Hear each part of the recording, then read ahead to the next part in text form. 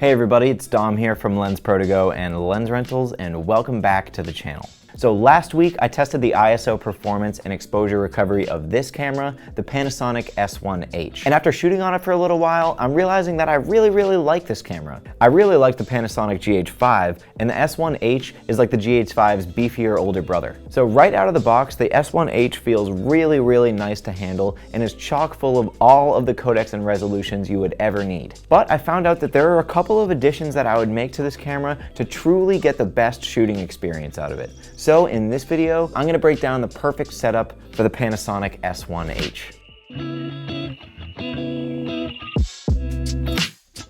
So starting off with lens choice. The S1H is an L-mount camera, which right off the bat is a bit challenging because there isn't a lot of L-mount glass out there right now. But there was one lens that I knew would pair really well with the S1H, and that was the Sigma Art 24-70 f2.8 for L-mount. This range of focal lengths is super versatile, and I shot on this one lens all week and hardly ever wish to go beyond that range. And just right on the end of that, I'll usually keep a circular polarizing filter if I'm shooting outside.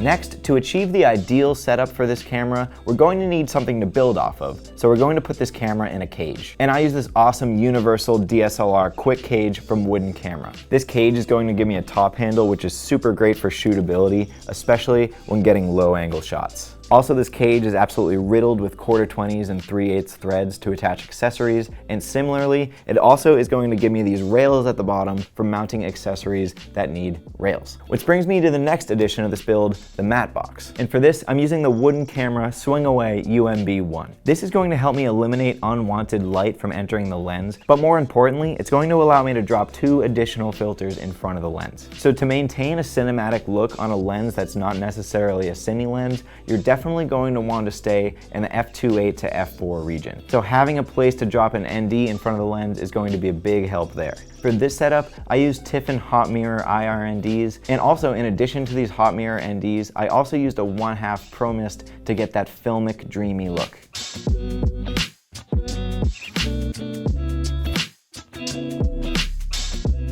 Okay, with all of that, we're almost there for the perfect setup for the Panasonic S1H. But we still need one more thing, an external recorder that will allow the S1H to record in ProRes RAW. And for this, I'm gonna use the Atomos Ninja 5, which via its latest firmware update allows 5.9K ProRes RAW recording and up to 60 frames per second from the S1H. The Ninja will also double as a larger and overall much better screen for monitoring than the built-in screen on the camera. Even though the screen on the S1H is great, I gotta say that I missed focus on a couple of shots this week because I couldn't tell what the peaking algorithm was detecting as in focus when just looking at the screen.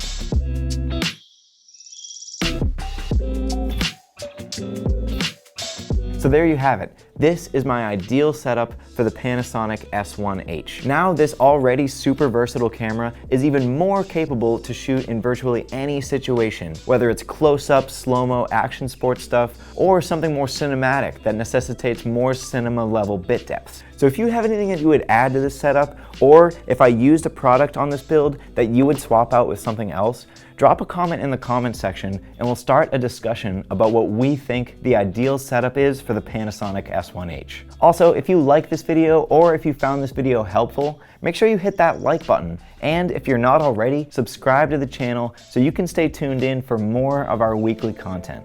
And we'll see you in the next one.